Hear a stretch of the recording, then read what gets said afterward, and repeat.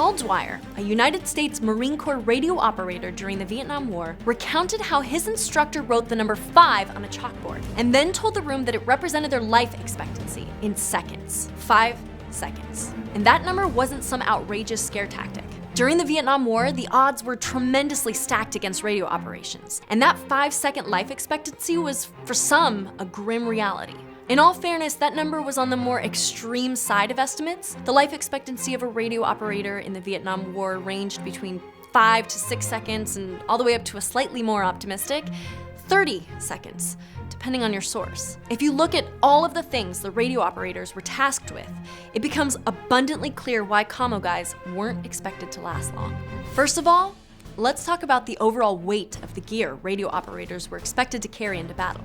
The Prick 77 radio system weighed 13.5 pounds without batteries. Toss in those batteries, some spare batteries, and the unsightly large encryption device called the Nestor, and you're looking at carrying 54 pounds on your back at all times.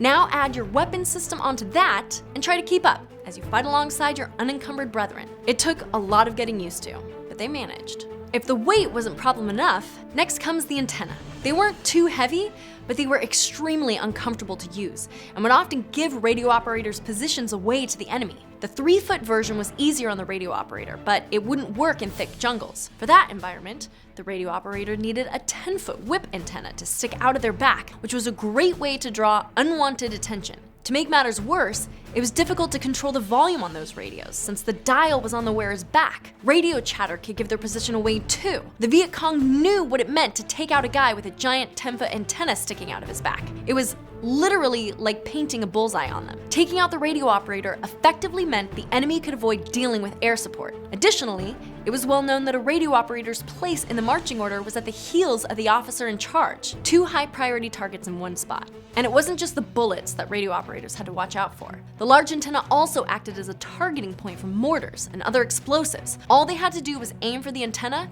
and they could wipe out anyone near the radio operator. As terrible as it sounds, this meant that the radio operator would sometimes move in isolation, away from the rest of the squad. It bears repeating that our Vietnam War veterans served in especially brutal war conditions. Combat was atrocious, it always is, but our troops fought for a country that did not support them, and nearly 2 million of them were drafted and forced to serve in a war they might not have believed in. One example is Cleveland King Jr., another Marine Corps radio operator, who once said something that has really stuck with me.